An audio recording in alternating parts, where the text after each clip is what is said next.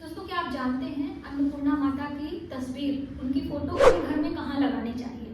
अन्नपूर्णा माता को भोग प्रसाद भेंट करना चाहिए। और यदि आपके पास अन्नपूर्णा माता की प्रतिमा यानी पिक्चर नहीं है तो कैसे हम माता की पूजा करें?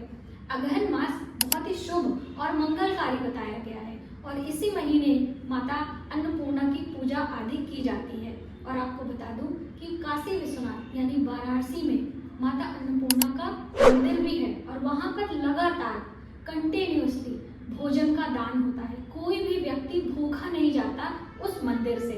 और जो व्यक्ति दर्शन के लिए जाता है वहां से चावल प्रसाद में मिलता है और ऐसी मान्यता है कि वो चावल हम अपने अन्न के भंडार में यानी अपनी रसोई में रखते हैं तो माता अन्नपूर्णा की कृपा से कभी भी धन धान्य की कमी नहीं होती है।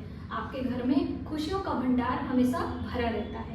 तो यदि आप अन्नपूर्णा माता का व्रत उपासना करना चाहते हैं तो ये वीडियो आपके लिए हेल्पफुल होगी। तो आइए जानते हैं कि अन्नपूर्णा माता का व्रत हम कब शुरू करें, व्रत करने के क्या नियम हैं, क्या भोग प्रसाद चढ़ाएं और कितने दिनों तक ये व्रत चलने वाला है। नमस्कार, वेलकम टू माय चैनल। मैं हूं मनीषा। दोस्तों, आज की वीडियो आप सभी के रिक्वेस्ट पर है। अन्नपूर्णा माता का व्रत हम कब करें, कैसे शुरू करें, क्या नियम है, आइए जानते हैं। अगहन मास की कृष्ण पक्ष की पंचमी तिथि से ये व्रत शुरू होता है और अगहन मास की शुक्ल पक्ष की षष्ठी तिथि पर यह व्रत समाप्त होता है। द्विपक्षी ये व्रत है और आपको पता है जो द्विपक्षी व्रत होता है ये बहुत ही पुण्यदायी और शुभ माना जाता है। जैसे कि 16 दिवसीय माता महालक्ष्मी का व्रत मैंने आप सभी को बताया है, तो उसी प्रकार से ये भी यानी कृष्ण पक्ष से शुरू होगा और शुक्ल पक्ष में समाप्त होगा। पूरे 17 दिनों का ये अन्नपूर्णा माता का व्रत किया जाता है। अब देखिए 17 दिनों का दिन सुन के आप लोग डरिए मत। जैसे हम 9 दिन की नवरात्रि करते हैं तो बहुत सारे लोग 9 दिन का व्रत करते हैं और बहुत सारे लोग शुरू और आखिरी का व्रत करते हैं। तो ऐसे आप भी पहला यानी कि पंचमी तिथि का व्रत और आखिरी वाला शुक्ल पक्ष की षष्ठी तिथि का व्रत करते हुए पूरे 17 दिनों तक माता की पूजा उपासना अपने घर में कर सकते हैं। चौकी आपको लगानी पड़ेगी। माता को हर दिन भोग प्रसाद, धूप, दीप, नैवेद्य आदि चढ़ाते हुए, ऋतुफल चढ़ाते हुए माता की पूजा तो आपको करना ही पड़ेगा। और अखंड दीप यदि आप लगा सके तो क्या बात है। तो आपने जाना कि हमें कब ये शुरू करना है। अब देखिए पहली बार कर रहे हैं तो अगर आप पहले से कर रहे हैं तो आपको पता ही है कैसे हम करेंगे। तो इस बार वर्ष 2025 में ये अन्नपूर्णा माता का व्रत यानी अगहन मास की पंचमी तिथि हमें 10 नवंबर को मिल रही है। तो 10 नवंबर को ही व्रत का संकल्प लेंगे। पहले दिन की व्रत हम 10 नवंबर को करेंगे, आखिरी 26 नवंबर को पड़ रहा है। तो जब आखिरी आएगा तो फिर से हम आपके लिए डिटेल में वीडियो लेकर आएंगे। व्रत हमें कैसे शुरू करना है। पंचमी तिथि यानी कि 10 नवंबर को सुबह सवेरे स्नान ध्यान करके अपने पूरे घर की साफ सफाई यानी अपने नित्य कार्यों से निवृत्त होकर स्नान करें, शुद्ध साफ वस्त्र पहने, अपने घर के पूजा मंदिर में या आप अपनी रसोई में। दोस्तों, ये पूजा जैसे कि आपको अभी तक मालूम होगा कि वास्तु के अनुसार हम अपनी रसोई में पूजा मंदिर नहीं बना सकते हैं। वास्तु के अनुसार हम अपने पूजा मंदिर में कोई भी देवी देवताओं का पिक्चर नहीं लगा सकते हैं, लेकिन अन्नपूर्णा माता की ही पिक्चर हम अपने मंदिर में यानी कि रसोई घर में लगा सकते हैं। और अन्नपूर्णा माता के निमित्त जो हम दीप लगाएंगे, पूजा की चौकी लगाएंगे, वो रसोई घर में लगा सकते हैं। यदि आपकी रसोई शुद्ध सात्विक हो यानी कि प्याज, लहसुन और मांस मदिरा का सेवन आप लोग ना करते हो तो आप जरूर अपने रसोई में अन्नपूर्णा माता की पिक्चर लगाएं और अन्नपूर्णा माता की पूजा भी कर सकते हैं। यदि ऐसा नहीं है तो पूजा मंदिर में या ईशान कोण में कहीं भी शुद्ध साफ गंगा जल का छिड़काव करके चौकी लगाएं, माता की प्रतिमा रखें,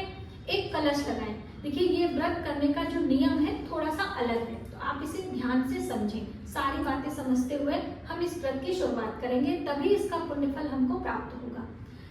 कोई भी पीला या लाल कपड़ा बिछाएंगे, हम माता की प्रतिमा रखें। अब देखिए बहुत सारे बहनों के पास अन्नपूर्णा माता की प्रतिमा नहीं है, तो आपने पिक्चर में देखा होगा, गूगल पे आप सर्च कर लीजिएगा अन्नपूर्णा माता कौन है।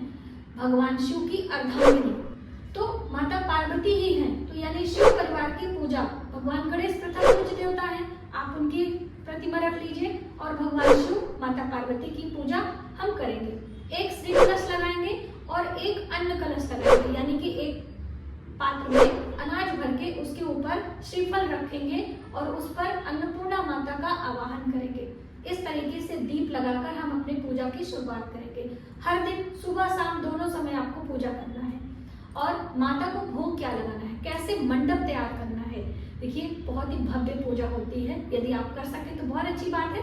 आखिरी वाले दिन जो बहनें नहीं कर पा रही हैं, अपने रोजगार के कारण जॉब करती हैं, कैसे भी, तो आखिरी वाले दिन भी आप कर सकते हो, यानी 26 नवंबर को। तो 26 नवंबर को भी और पहले दिन आप चौकी के आजू बाजू में केले के पत्ते से मंडप बना लीजिए। नए फसल की जो अभी धान का मौसम आया है, तो अभी धान कटता है, तो वो हरी जो बालियां होती हैं उससे मंडप तैयार करते हैं, यानी उसकी भी पूजा होती है। अन्नपूर्णा यानी अन्न का वास होता है उसमें। अब हम कलश बनाएंगे अन्न का, यानी अनाज का। कौन सा अनाज भरेंगे? चावल भरेंगे, नया चावल। और यदि चावल नया नहीं है तो वो बालियां भी आप रख सकते हैं। और हल्दी कुमकुम का तिलक करते हुए पूजा की शुरुआत करेंगे। माता को नए अनाज के, जो नया चावल है उसका खीर बनाकर भोग लगाएंगे। और हर दिन एक पात्र में कुछ अनाज दान के लिए हम रखेंगे। और जो तांबुल, हरी इलायची, पान के पत्ते पर रखकर सुपारी आदि हम भेंट करेंगे, वो आखिरी वाले दिन वो सारे अनाज को इकट्ठा करके हम खीर बनाएंगे और फिर माता को भोग लगाकर ब्राह्मणों को, बालकों को उस भोग को प्रसाद के रूप में वितरित करेंगे। दोस्तों, आपको बता दें कि जो ये अन्नपूर्णा माता को हम दक्षिणा चढ़ाते हैं या फिर हम जो अनाज चढ़ाते हैं, इसका दान हमें नहीं करना होता है, अपने अन्न भंडार में रखना चाहिए। लेकिन जो कलश के अंदर चावल है, जो श्री कलश आपने लगाया उसके अंदर जल भरा है, जो अन्न कलश लगाया, वो चावल का दान दक्षिणा के साथ हम मंदिर में करेंगे।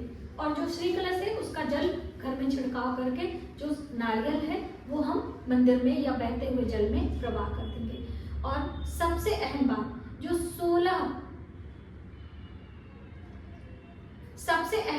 जो 17 गांठों वाला धागा लगाया जाएगा वो पहले ही दिन लगाएंगे। ये चीजें आपको ध्यान में रखनी है। रेशमी धागा या फिर आप पीले कच्चे सूत ले सकते हो।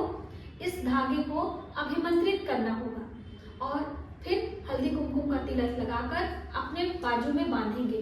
महिलाएं बाएं बाजू में और पुरुष भाई दाहिने बाजू में बांधकर अपने पूजा की शुरुआत करेंगे। बाद में जब आपका व्रत समाप्त हो जाता है तो इसे हम उसी श्री कलश के साथ में, यानी कि जो नारियल है उसके साथ में जल प्रवाह कर देते हैं।